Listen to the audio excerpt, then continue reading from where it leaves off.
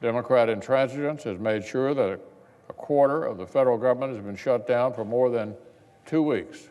2 weeks. Now they're threatening to shut the Senate down, too. Got the government shut down for 2 weeks, now they want to shut the Senate down. They're threatening to shut down efforts to protect our allies and strengthen our relationship with Israel, something that all recently claimed to support. So let's remember what we're talking about. In light of the urgent humanitarian and security crisis on our border, the President is requesting $5.7 billion for physical barriers and border security.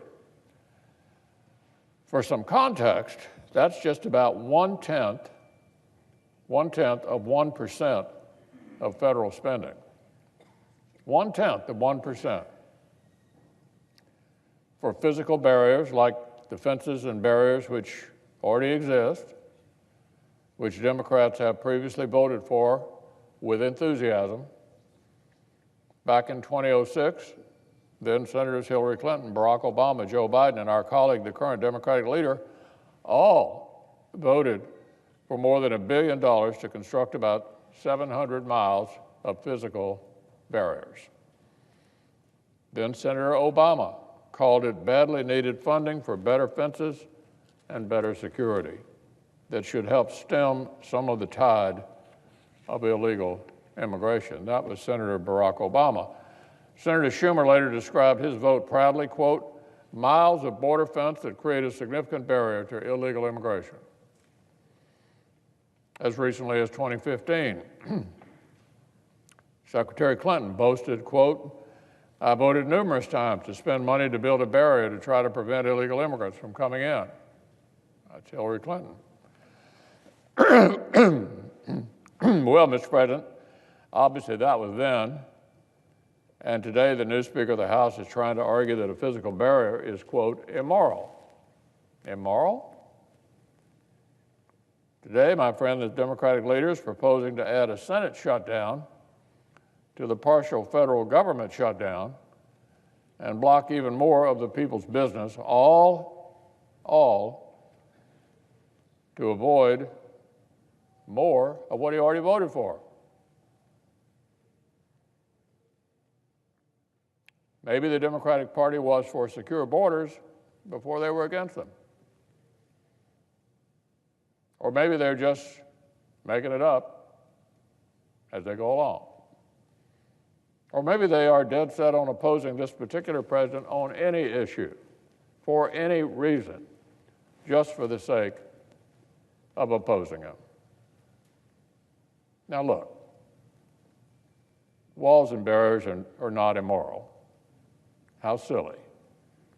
Enforcing our laws wasn't immoral back in 2006, when then Senator Clinton, then Senator Obama, and our friend, the Democratic leader, were proud to vote for physical barriers. The only things that have changed between then and now are the political winds and, of course, the occupant of the White House.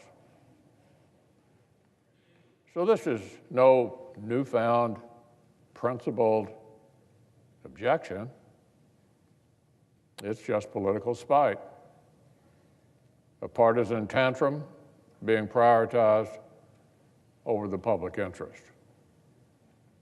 So for more than 2 weeks, they've indulged in that partisan tantrum rather than negotiating in good faith over border security funding, hardly something that should be a partisan subject in the first place.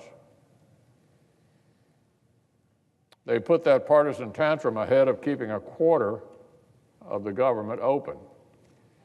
And now they're saying their partisan tantrum is more urgent than pressing legislation that concerns our alliance with Israel and the Syrian civil war. Well, look, Mr. President, I hope that isn't the case. I hope that our Democratic colleagues don't pile on even more pointless obstruction. I hope they don't block the Senate from turning to this important legislation, by the way, that they support. We'll find out later today. We all know what is necessary to move past the funding impasse, a negotiated solution that can pass the House, earns 60 votes here in the Senate, and gets a presidential signature. That's what it takes to make a law. As I've stated clearly, the Senate will not waste floor time on show votes, messaging votes, or any other proposals which fail to check those boxes regarding the funding bills. And the Democratic leader actually shared that opinion earlier.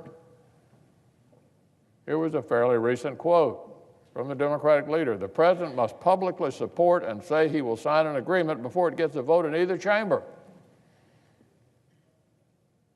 That was a fairly recent quote. Well, I'm glad we seem to agree on that.